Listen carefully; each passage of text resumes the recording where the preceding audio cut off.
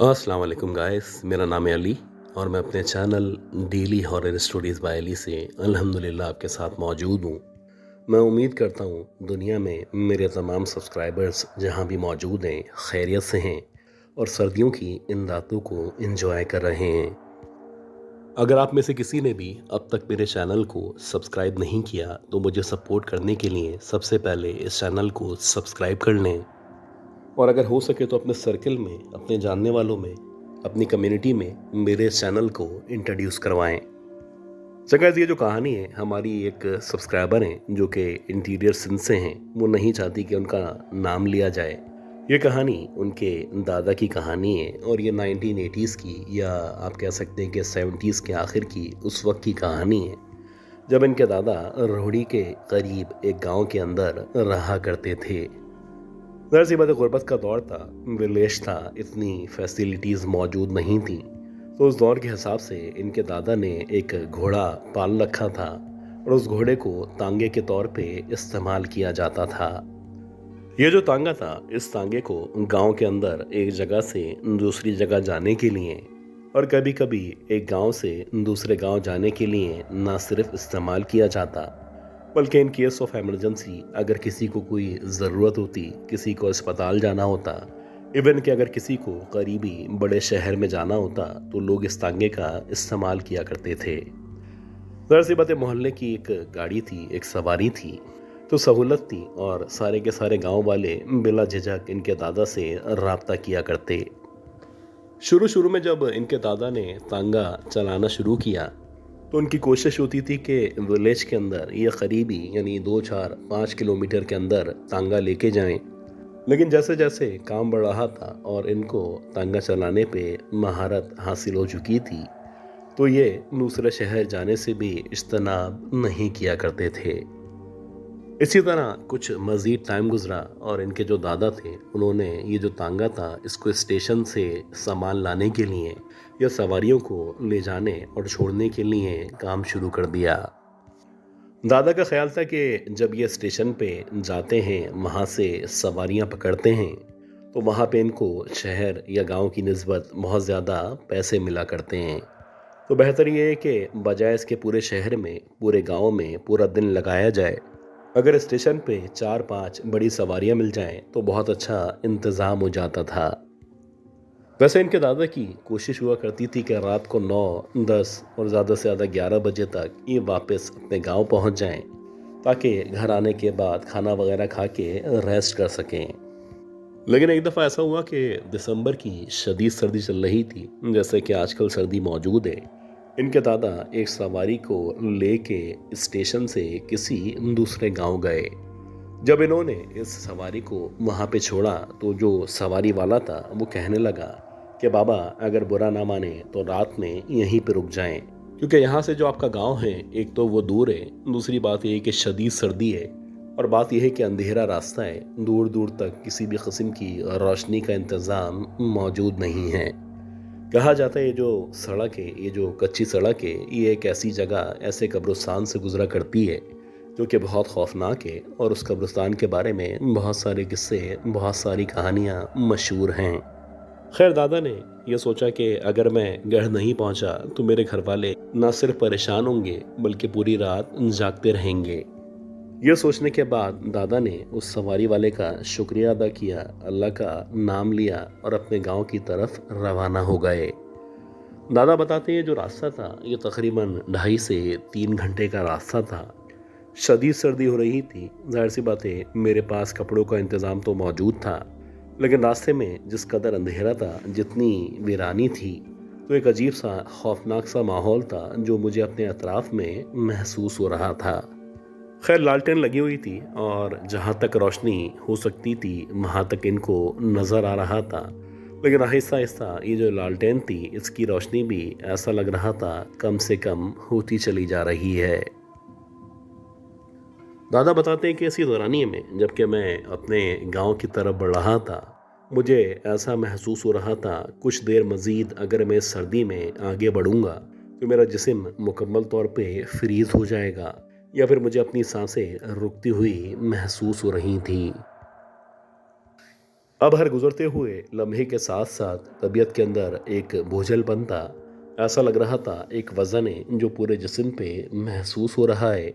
और आहिस्ता आहिस्ता करके सांस लेने में दुश्वारी बढ़ती चली जा रही थी। इससे पहले दादा की ना ही कभी ऐसे तबीयत खराब हुई थी और ना ही उनको इस तरह की बेचैनी इससे पहले महसूस हुई थी।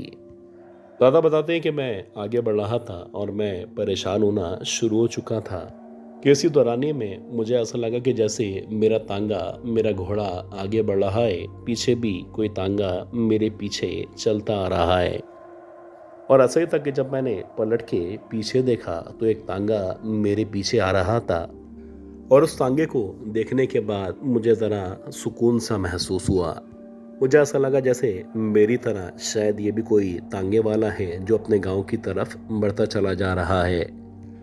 लेकिन अजीब बात ये थी कि जैसे जैसे ये तांगा करीब आ रहा था,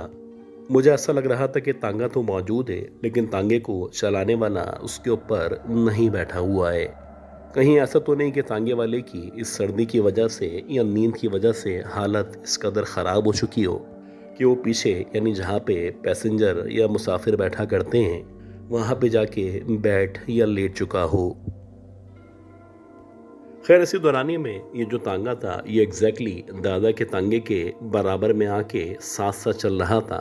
और ऐसा लग रहा था ये जो घोड़ा है इस घोड़े के चारों पाँव से खून रस रहा है और जैसे जैसे वो ज़मीन पे अपने पाँव मार रहा है उसका खून मज़ीद तेज़ी के साथ निकलना शुरू हो जाता है। पीछे कोई भी मुसाफिर या तांगे वाला मौजूद नहीं था और अजीब बात यह भी थी कि ये जो घोड़ा था ऐसा लग रहा था इसकी शक्ल कुछ अजीब सी शक्ल है। कभी ऐसा लगता जैसे वाकई में घोड़ा इनके साथ साथ घोड़ा गाड़ी की सूरत में चलता चला जा रहा है। कभी देखते ही देखते घोड़े का जिस्म होता और कभी कभी चेहरा घोड़े के बजाय कुत्ते की शक्ल से मिलना शुरू हो जाता। गर्ज के हर गुजरते हुए लम्हे के साथ साथ ये जो घोड़ा था इसकी जो शक्ल थी ये तब्दील होती जा रही थी और इस तरह की सूरत हाल का सामना दादा ने इससे पहले कभी भी नहीं किया था। दादा बताते हैं कि मुझे अंदाज़ा हो चुका था ये घोड़ा नहीं है, कोई ना कोई इस तरह की मखलूक है। मैं भी शायद कोई छलावा या इस तरह की मखलूक है जो मुझे सरासर डराना चाहती है या फिर बहका के यहाँ पे रोकना चाहती है। दादा बताते हैं कि मुझे जो भी कुरानी आयत आया करती थी मैंने आहिस्ता आहिस्ता करके उन तमाम आयत की सूरतों की तिलावत करना शुरू कर दी। जैसे जैसे मैं तिलावत कर रहा था वैसे वैसे ये जो घोड़ा गाड़ी की रफ्तार थी ये ना सिर्फ कम हो रही थी बल्कि अब मुझे ऐसा महसूस हो रहा था कि आहिस्ता आहिस्ता करके इस घोड़े ने खुद को पीछे करना शुरू कर दिया है।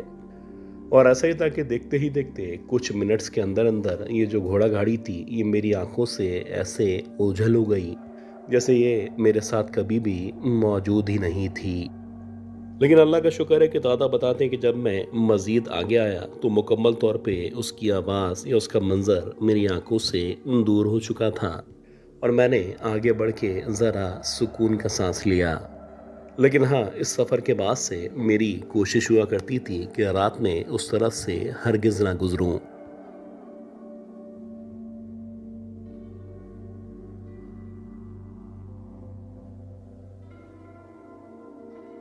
अच्छा गाइस, उम्मीद करता हूँ ये जो पहली स्टोरी थी ये कहानी ये स्टोरी आपको ज़रूर पसंद आई होगी।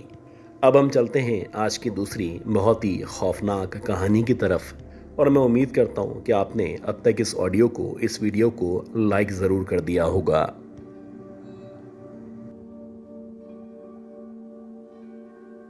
ये स्टोरी हमें इरफान साहब ने कराची से शेयर की है। ये बताते हैं कि पिछले तकरीबन 45 से 50 सालों से यह ट्रांसपोर्टेशन के शोबे से न सिर्फ वाबस्ता हैं बल्कि आप कह सकते हैं कि इस अरसे में इन्होंने पाकिस्तान के चप्पे चप्पे पे हर एक जगह पे हर गली में न सिर्फ गाड़ी चलाई है बल्कि इस पूरे मुल्क के हर शहर के हर सूबे के तकरीबन तमाम रास्तों से ये वाकिफ़ हैं। इनके पास बहुत सारे इस तरह के इंसिडेंट हैं जिनकी इनके पास खुद कोई एक्सप्लेनेशन मौजूद नहीं है। जैसे कि बताते हैं कि 1988 चल रहा था और ये एक ट्रक या सुजुकी जिसे कहा करते हैं वो चलाया करते थे। और उस दौर में ये लाहौर में रहा करते थे। खैर इत्तफाक से उन्हीं दिनों इनको एक माल मिला, यानी इनके पास कुछ कंसाइनमेंट था जो लाहौर से लेके इनको इस्लामाबाद पहुंचाना था। अब अगर आप 1988 की बात करें तो उस दौर में जो रोड मौजूद थे वो भी कच्चे पक्के रोड थे, और लाहौर से अगर आप इस्लामाबाद आया करते हैं तो तकरीबन 7 या 8 घंटे लगा करते थे। जबकि आज के दौर में अगर आप मोटरवे का इस्तेमाल करें तो मुश्किल से 4-4.5 घंटे में आप लाहौर से इस्लामाबाद खैरियत से पहुंच सकते हैं। ये जो वाक़या इनके साथ पेश आया था ये दिसंबर 1988 में पेश आया था, और दिसंबर में आपको पता है कि किस कदर सर्दी हुआ करती है। जब ये लाहौर से निकले तो रात के तकरीबन 8-8:30 बजे का टाइम था, और ये अक्सर अकेले ही ट्रैवल किया करते थे या अकेले ही सामान की तरसील किया करते थे।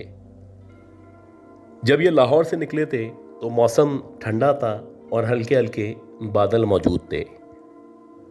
लेकिन जैसे जैसे ये मज़ीद आगे बढ़ रहे थे या इस्लामाबाद की तरफ बढ़ते चले जा रहे थे तो ये बताते हैं कि ये जो बादल थे एकदम से भर चुके थे, और ऐसा लगने लगा था कि किसी भी वक्त शदीद बारिश शुरू हो जाएगी। हालांकि दिसंबर में, नवंबर में, जनवरी, फरवरी में, इन 4 महीनों में लाहौर के अंदर ख़ास तौर पे इस्लामाबाद में बहुत ज़्यादा धुंध हुआ करती है। ये जो सफ़र था ये तकरीबन बहुत अच्छा गुजर चुका था, लेकिन जैसे ही ये कलर कहार के करीब पहुँचे तो ये बताते कि इस दौरानिए में बहुत ही शदीद बारिश शुरू हो चुकी थी। अब ये उस वक्त जहाँ पे मौजूद थे उसके करीब व जवार में सिर्फ पहाड़ मौजूद थे, और अब की तरह वहाँ पे उस दौर में ना कोई होटल्स मौजूद थे, ना ही कोई दुकानें मौजूद थीं, और ना ही कोई इस तरह की जगह मौजूद थी जहाँ पे लोग रुक के आराम कर सकें। खैर जैसे ही बारिश शुरू हुई और देखते ही देखते जब ये तेज़ होती चली गई तो कुछ देर तक तो इनकी जो गाड़ी थी या जो भी ट्रक था वो सही चलता रहा, लेकिन थोड़ा सा सफ़र तय करने के बाद इनका जो ट्रक था वो झटके लेने के बाद बंद हो गया। अब रात के तकरीबन 2-2:30-3 बजे का टाइम था, और ये कलर कहार के बिल्कुल सामने जहाँ पे रोड मौजूद है वहाँ पे खड़े हुए थे। इत्तफाक से बारिश की वजह से जो भी ट्रैफिक था वो ना होने के बराबर था, और ऐसा लग रहा था कि करीब जवार में कोई भी मौजूद नहीं है। काफ़ी देर तक ये उसी गाड़ी के अंदर बैठे रहे और ये वेट करते रहे कि शायद बारिश हल्की हो या बारिश रुके तो ये बाहर निकल के दोबारा से इसको स्टार्ट करने की कोशिश कर सकें।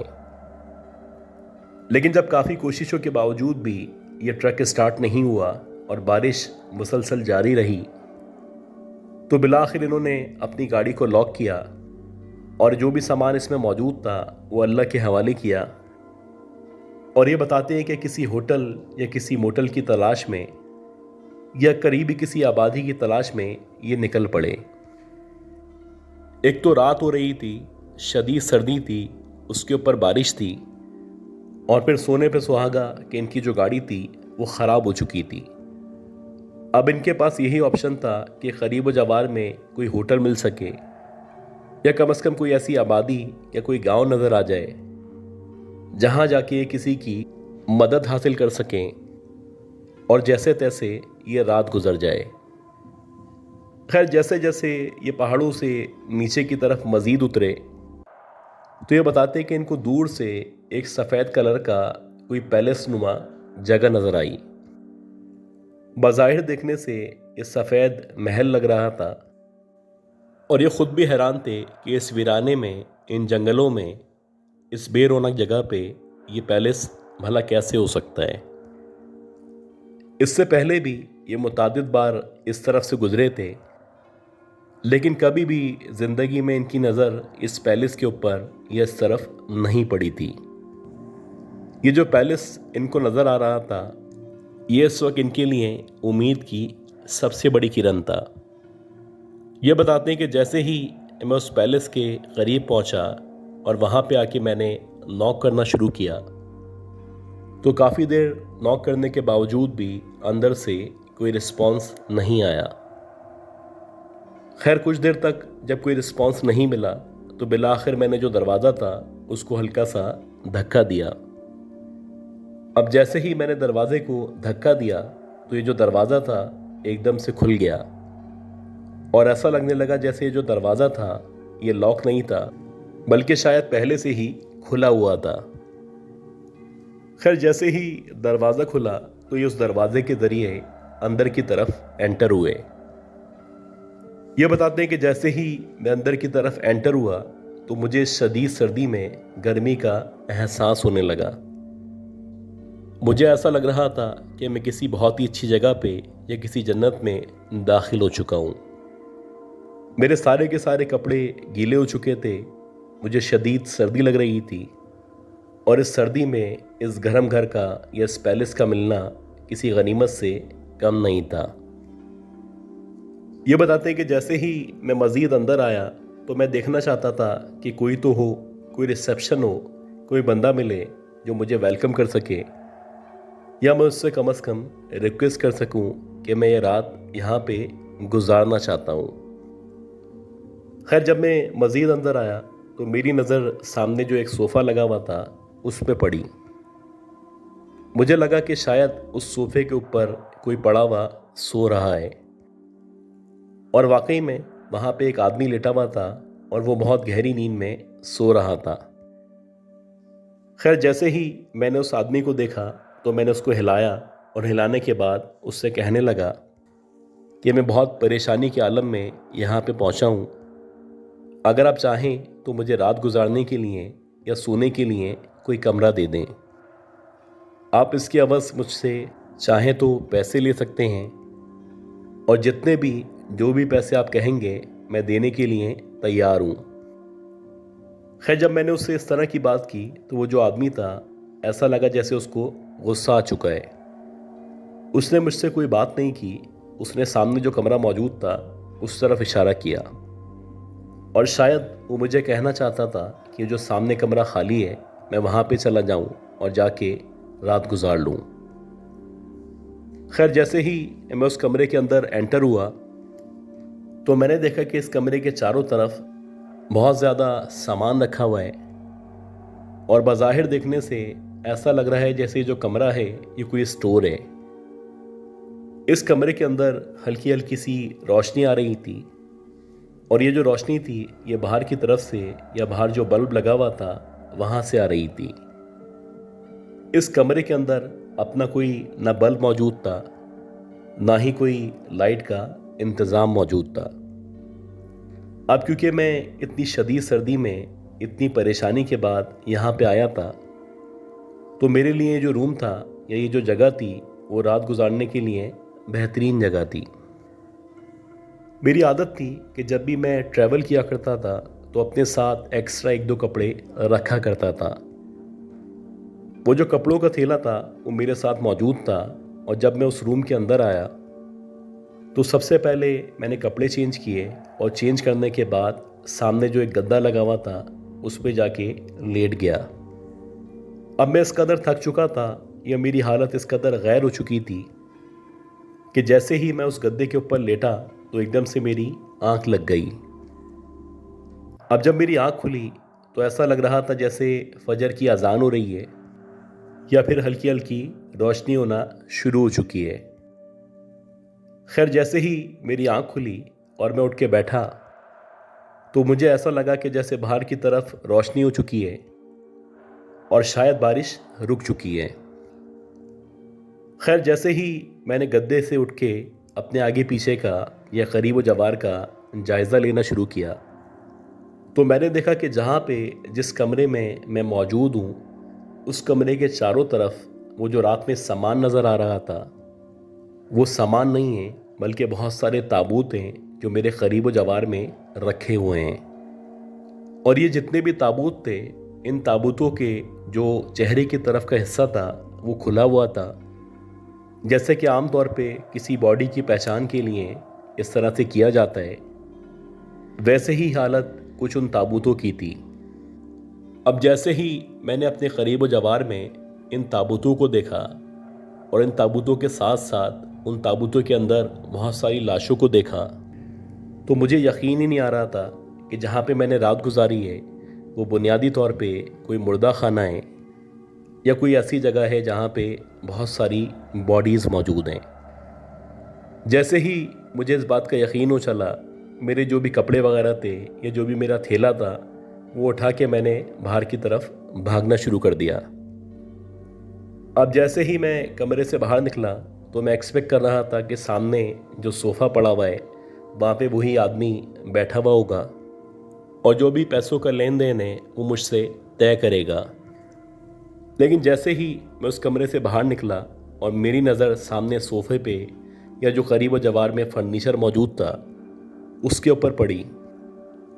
तो बज़ाहिर देखने से ऐसा लग रहा था कि ये जो फर्नीचर है इसके ऊपर बहुत ज़्यादा डस्ट जमी हुई है और इस कमरे को या इस फर्नीचर को या इस पूरे होटल को काफ़ी अरसे से या काफ़ी सालों से इस्तेमाल नहीं किया गया है। खैर मैं जल्दी से मज़ीद बाहर निकला और इस पैलेस से बाहर निकल के जिस तरफ से मैं आया था उस तरफ चलने लगा। बिला आखिर तकरीबन 15 से 20 मिनट तक ऊपर की तरफ चढ़ने के बाद मुझे वो रोड नज़र आने लगा जिस रोड पे मेरी गाड़ी या ट्रक खड़ा हुआ था। अब जैसे ही मैं उस ट्रक के करीब पहुंचा तो वहां पहुंचने के बाद मैंने जब उस ट्रक को स्टार्ट करने की कोशिश की तो अल्लाह का शुक्र है कि पहली कोशिश में ही वो ट्रक ना सिर्फ स्टार्ट हो गया बल्कि उसके स्टार्ट होने के बाद मैं अपनी मंजिल की तरफ रवाना हो गया।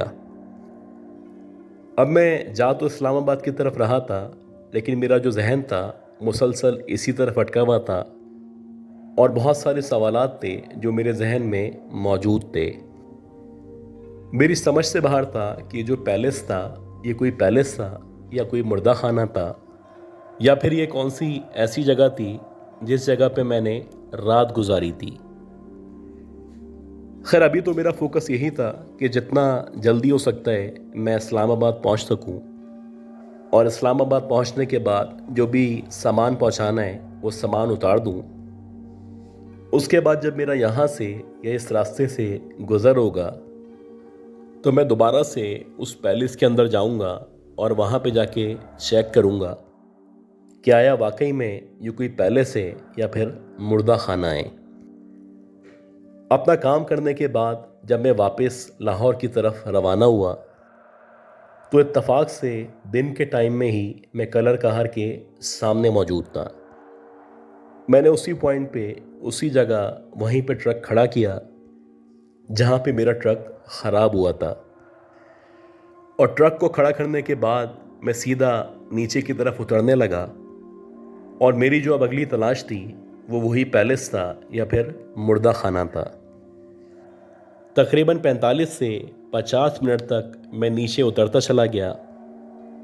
लेकिन ना वो मुझे पैलेस नज़र आ रहा था ना ही वहाँ पे कोई मुर्दा खाना नज़र आ रहा था। चारों तरफ बहुत सारे दरख्त ही दरख्त मौजूद थे और ऐसा लग रहा था जैसे यहाँ पे कभी कोई पैलेस मौजूद ही नहीं था। फिर भी दिल के इत्मीनान के लिए मैं एक दफ़ा फिर नीचे आया, फिर एक दफ़ा फिर ऊपर गया।